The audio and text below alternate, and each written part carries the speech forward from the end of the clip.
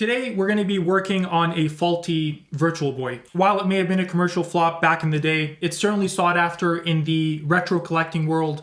I have a working example in my collection that I repaired on the channel previously, and it gets a fair bit of attention. When people see it for the first time, they want to try it out, more so than other rare consoles like the Atari Jaguar or even the Neo Geo. This Virtual Boy right here was donated to the channel by Fenris Wolf Retro. Very generous donation. Thank you very much. There's a pretty universal fault that plagues nearly all Virtual Boys, and this one here is no exception. It's got two dead lenses. The reason that happens is because there's some adhesive holding down the ribbon cables that drive the main LED arrays for the two lenses. You can't really call it a design flaw. The system was never meant to last 25, 30 years. Nonetheless, we're going to be installing a really cool repair kit designed specifically for this issue, and hopefully we're going to get the system working and looking like new. There's another minor thing that we have to look at here, and that's these two adjustment sliders. They can get really crusty over time, and if you force them to move, they just break. That's actually one of the issues that I also had to take care of in the system that I repaired. Over here, we can see that the focus slider is moving quite nicely, but the IPD slider is completely stuck in its position. From my experience working on these, all that needs is a good cleaning and a little bit of lubrication on the plastic gears, and it's going to be sliding like butter. So we'll definitely take care of that, but we're going to focus our attention on repairing the lenses first. All right, guys, quick demo for the camera here. Now the power adapter just plugs straight into the controller. The controller plugs into and powers the main console. Let's pop in a game. I have Mario Clash over here. Lights are off, and we power the system using the on-off switch on the controller itself, so we'll just switch that to the on position. We can already hear the audio, but there's no image coming through either one of the two lenses. And that flickering light that you guys see there, that's actually just the vibrating mirror reflecting some of the light in the room. There's no light being generated by either of the two LED arrays inside this unit itself. I had to pick up a few things in preparation for this project, and I was actually surprised to find everything I needed at Stone Age Gamer. This is only the second time that I order anything from them. I discovered them fairly recently when I was shopping for an upscaler, and that's where I ended up buying it from. But they have a pretty impressive selection of accessories and repair kits for the Virtual Boy. So let me go ahead and show you guys what I picked up. We have a replacement stand for the Virtual Boy made by Repair Box, and this is a beautiful replica stand, very true to the original. Both the eye shade and eye shade holder are missing from our unit here. So we have a replacement eye shade holder made by Repair Box and a replacement eye shade as well. We have an aftermarket accessory here made by Trope Tech. This is a brace for the stand. One of the main reasons that the original stand breaks is because over time, as the legs continue to flex, they put a lot of pressure on this plastic medallion piece right here, and that's where it cracks. So the support brace is designed to snap into the two legs over here and keep them nice and taut together so that they can't spread apart and stress the medallion. So that's a good way to repair a broken stand if your medallion's cracked, or to prevent that damage from taking place in the first place if you're replacing the stand with an aftermarket one like I'm doing here today. I also picked up some replacement cartridge covers for some of my games that have it missing. They're injection molded. They're a little bit more expensive than some of the 3D printed ones that you can find, but these are a lot more true to the originals. Last but not least, we have the Virtual Ribbon 4.0 by Sega Sonic Fan Designs and the Virtual Ribbon Easy Mount. This is the repair kit for the Virtual Boy that's going to permanently fix our dead lenses. This is the latest version of his kit. It's the 4.0. It comes with two new ribbon cables, a couple of diagnostic LEDs, pair of resistors, two FPC connectors, and the optional Easy Mount. The Easy Mount is optional, so you buy that separately if you want it, but this is a pretty tricky install. There's a lot of fine-pitch soldering work ahead of us. The Easy Mount is designed to make this repair a little bit more accessible, take the guesswork out of lining everything up perfectly. So we'll take a closer look at this once we get to installing the repair kit. All right, folks. Now, to get inside this console, you're going to need your Gamebit driver, but this is probably one of the only consoles that I can't get into with my driver bit set. It's just not narrow enough to travel down the deep holes and get to those screws in there. You will need to pick up a classic Gamebit screwdriver like this with a long enough shaft to get into this system and open it up. So that was the 4 deep screws, and now the 4 shallow screws, 1, 2, 3, and 4. Now we should be able to separate both halves, and these 4 screws actually do not need to come out, by the way. I'm beginning to think this unit has never been opened before, which is nice. Okay. All right, we have little shards of the lens beginning to fall out, so we need to be really careful removing these. So this one is good. This one's definitely taken a fall. It's missing that lip there. All right, we'll see what we can do about this guy later. That's unfortunate. Now, if all you were trying to do was just get to the LED array and do the repair on the ribbon, you could actually access it from here. So you don't need to take this apart any further. In our case, the IPD slider is completely stuck. So we are going to have to take this thing a little bit further apart to access it.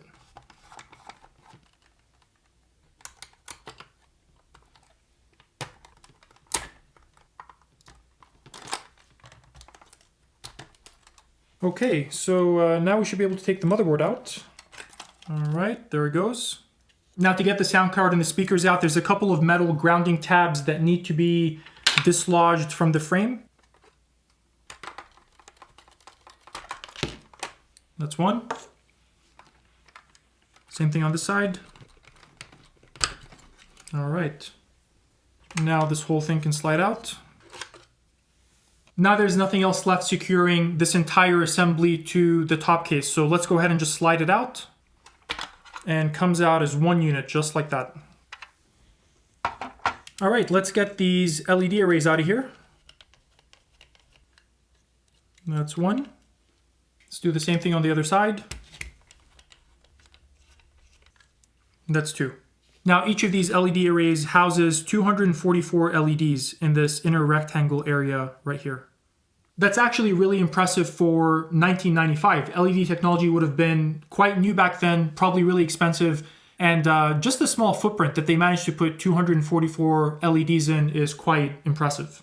There's really two main reasons that these LED arrays fail, and those are the quality of the cable and the quality of this connection right here. Now, if you compare these two cables side by side, this one on the right is a lot more far gone than this one on the left.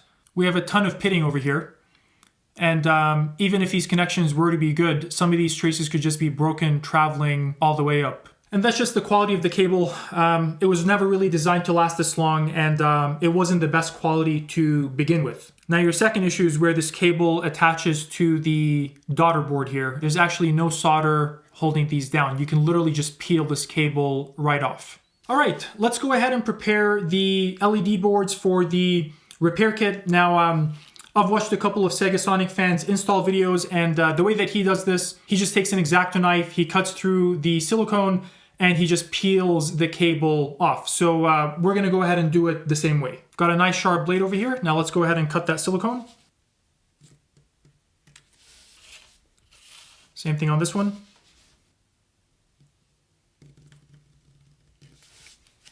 Now we're just gonna gently peel this off, and I'm going super, super gentle.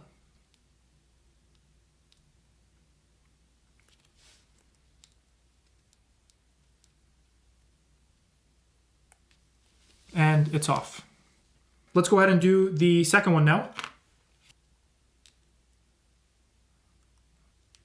Okay, there we go. Nice and clean. These two ribbon cables just go in the trash. I've gone ahead and set up my soldering toolkit. My next step is to pre-tin the traces on the LED boards. We still have the issue of the adhesive that's left on here. In Sega Sonic Fan's video, he actually burns off the adhesive while he's pre-tinning the traces, all in one step. So I'm gonna go ahead and do the same thing. I have a couple of Q-tips here ready on standby. Now let's get ready to flux the board.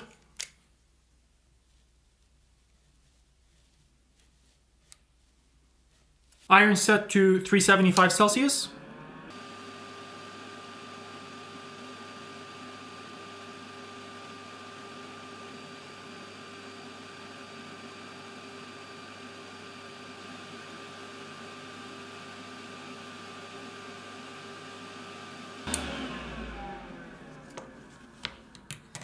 The adhesive appears to be gone, and all those traces look like they're properly tinned. Now, one thing he mentions in his install video is that you want these tin traces to be as flat as possible. So if you guys take a closer look here, we have a couple of solder blobs on these large traces that carry the same signal to this pair of narrow traces on the connector side. So although that's technically not shorting anything it's not supposed to, we're gonna go back in with a little bit of wick and clean that up just to get it as flat as possible. That actually went really well. The area we tinned is nice and flat.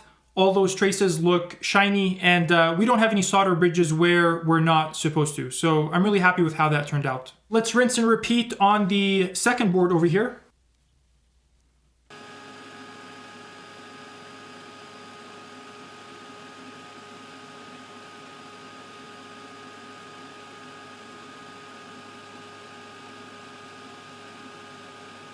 All right, we're done with this step. Both these boards are looking really good.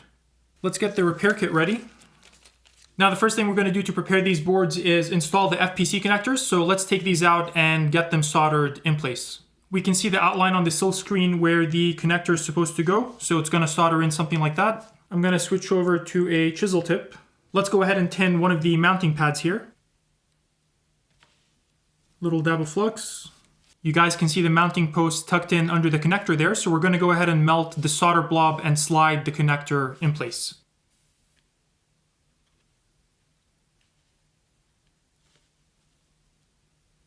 I think I actually got the alignment on the first shot that kind of just pulled itself into the right place, and those pins look like they're properly lined up. I'm not going to mess with that. I'm pretty happy with how that lined up, so I'm going to go ahead and solder in the other side. Dab of flux.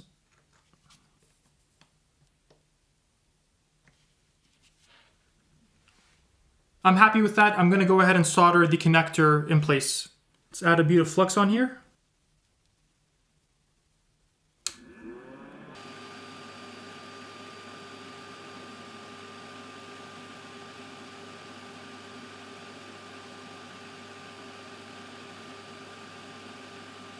All right, let's clean up and see how we did.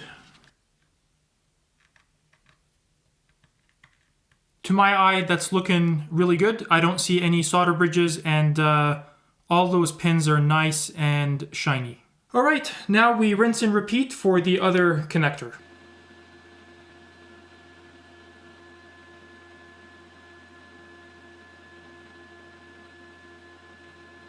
Both FPC connectors have been installed, everything's looking good, and now we can move on to installing the diagnostic LEDs. Let's go ahead and take out one resistor and one LED. LED goes over here, cathode facing up, and the resistor goes over here. And if you look very closely at the LED, this corner up here has a tiny green marking, and that's our cathode. Let's go ahead and install the narrow J-tip. Little dab of flux. Let's go ahead and position that LED in place. Wet the tip, and anchor it in place. Same thing on the other side here. Resistor goes on the same way, and rinse and repeat for the second board.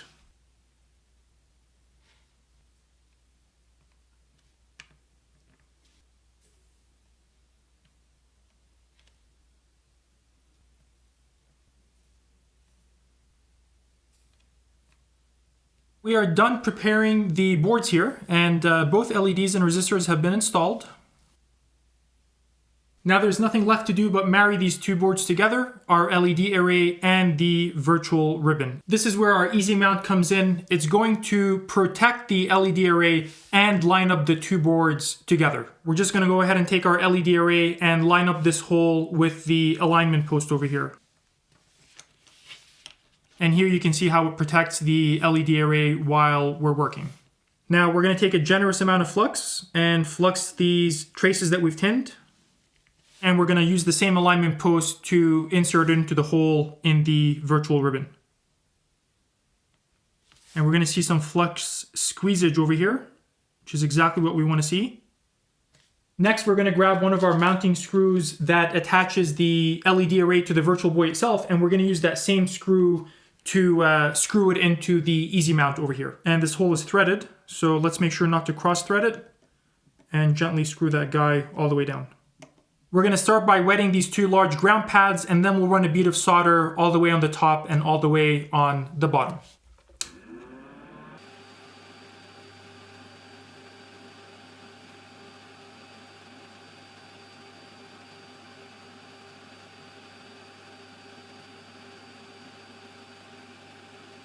Now, while I still have everything in the easy mount, I'm going to go ahead and do a continuity check pin by pin, make sure everything's soldered on properly, and if we're good to go, we'll take it out and we'll do the second board. Now, keep in mind, we have a couple of traces that are meant to be bridged, and on this one right here, there's actually 3 pins that are meant to be bridged. The 2 that are connected up here and the one to their left. I think I actually have a few missing traces. Everything on this half is actually good, but I have a bunch here that aren't beeping. Nothing here, nothing here. That's 3 traces that are missing. That one's good. Missing. Missing. Good, good. Yeah, there's a whole bunch here that just aren't connected. All right, let's try and reflow that again. I'm gonna back the screw out just a hair. Given most of my missing traces are on this side, I'm worried that I clamped it down a little bit too tight, because I can see the smallest of gaps here, but it's quite tight on this side. So let me back that out half a turn. All right, let's add some flux. We'll focus on this side, but we'll run it down the whole connector anyway. All right, let's try that again.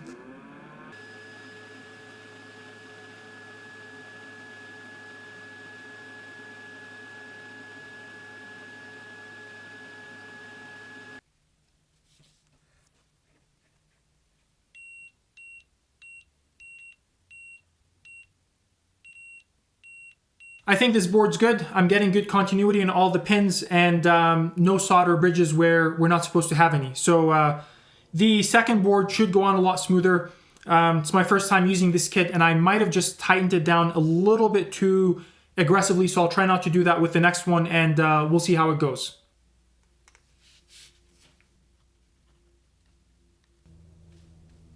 This time, let's tighten it down and not go too hard.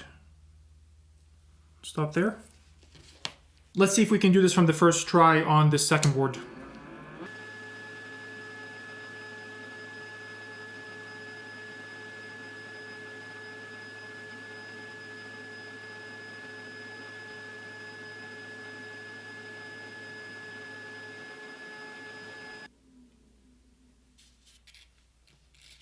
Well, so much for getting it all first time around. Ay, ay, ay. All right, half of these aren't making a connection. We have to do it again.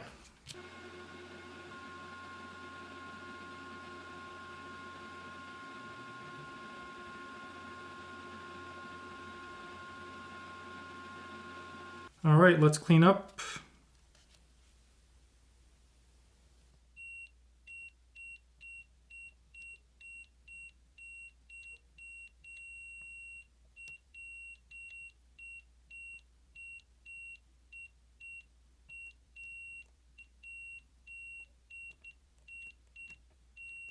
Dare I say, we are good to go. That's definitely a little bit finicky, not an easy install, but went over it a couple of times and continuity is good. I think we should be good to continue. Now, before we test these guys out, let's go ahead and take care of that stuck IPD slider. That way we can pretty much fully reassemble the unit, test everything out properly, and even if there's some troubleshooting work to do with my soldering work over here, I'll still have access to both LED arrays on the fully assembled unit. So let's go ahead and knock that out real quick. So this is the adjustment knob here that's stuck, and it's actually responsible for pulling our entire LED assemblies out and bringing them closer together. That's how you'd fine-tune the image for the distance between both of your eyes, and that measurement's gonna be unique for each of us. So what I'm gonna do is lubricate all the moving parts of this assembly with some lithium grease. Let's start by lubricating all these channels where the mechanism slides. Other side here as well. There's a pair of these up here as well. And we're gonna run a fine bead on this plastic part here as well. So from the position of this anchor here, we can actually see that the mechanism's stuck in its closest position. So I'm gonna very carefully grab the assembly and pull it apart. So I'm just gonna grab it from the corner here and gently pull it out.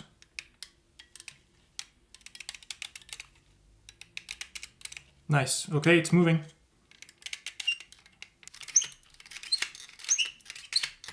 All right, that's moving much, much nicer. I just kept adding little dabs of grease to any of the moving surfaces, and now it's moving nice and smooth.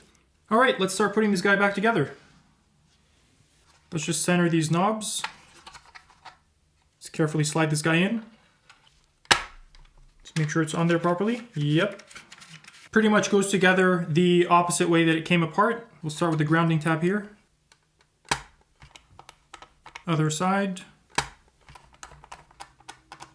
Now the motherboard.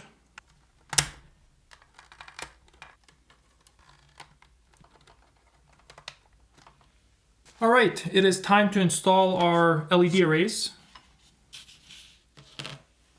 Grab our ribbon cables here.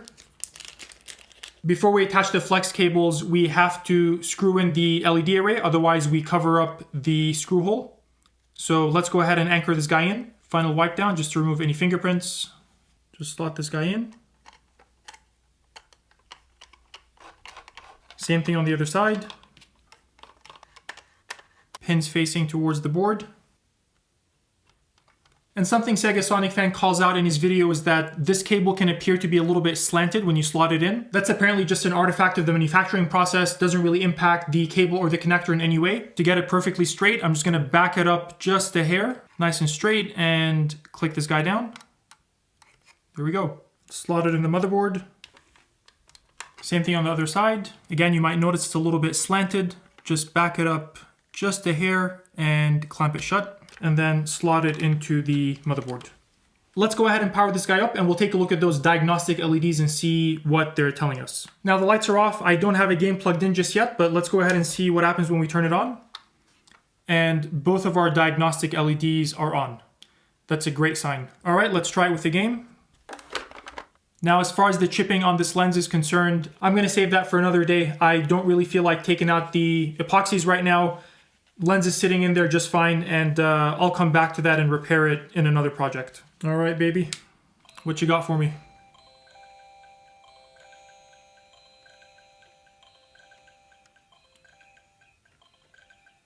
Well, that's not good. So this lens is still dead, and this one's not really showing an image. Now, there's a very small chance that the LED arrays themselves are faulty, they're busted, but that's not a very common fault with these. More than likely, it's something to do with the repair, so I'm gonna do some troubleshooting and see what I find. Since our continuity checks were good, I think the most obvious thing to try would be to reseat these ribbon cables. All right, this time I'm gonna leave it slanted. I'm not gonna try and correct for that imperfection.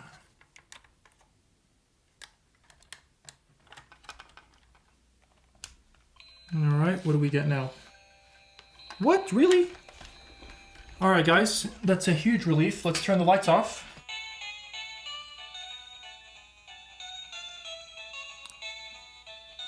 It's looking amazing, guys. It's working flawlessly.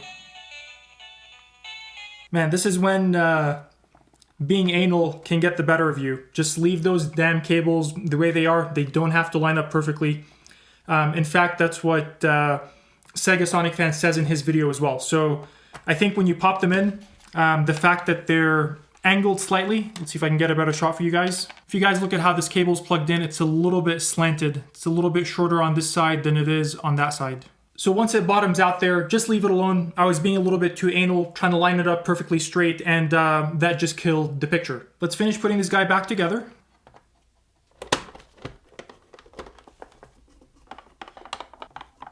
All right, let's clear the desk. I'm gonna get all the accessories out, and let's install all the goodies that I bought for this guy and see how it looks. Let's give this guy a little wipe down.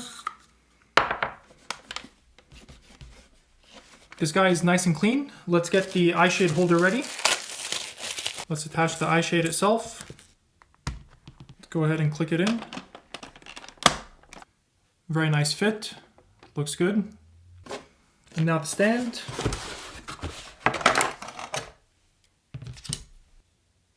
This piece right here has a couple of grooves, and there are channels for it to travel up and click into place. And then the spring just slides in down here. Now it's got some spring action up here. Let's go ahead and click the Virtual Boy in. Nice. And the brace for the stand. Okay.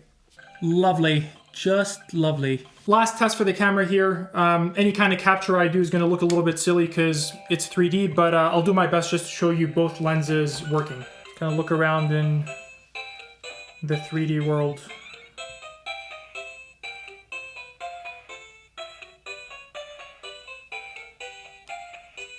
There you have it, guys. A fully repaired and restored Nintendo Virtual Boy. This thing arrived with 2 dad lenses, missing all its accessories, and now it's looking and working like new. It's got the Virtual Ribbon 4.0. Both LED arrays have been permanently repaired. We resolved the issue with the stuck IPD slider, and we've completed all the accessories. It's got a new eye shade, a new eye shade holder, a new stand, and even a brace to keep that stand in good shape. The Virtual Boy doesn't get a whole lot of love, and given the history of the console, that's certainly understandable, but I don't think your expectations from a system like this today as part of your retro collection are the same as they would have been back in 1995 picking one of these up. So don't knock it till you try it. There's definitely some entertainment value in a system like this, and it's very cool, it's unique, it's quirky. There's really nothing quite like it just in terms of gameplay. So if you ever get a chance to try one, definitely give it a shot. A big shout out to Sega Sonic Fan for designing the Virtual Ribbon repair kit. That's pretty much the biggest issue ailing all faulty Virtual Boys. So it's nice to see that there's now a quality repair kit that permanently fixes the issue.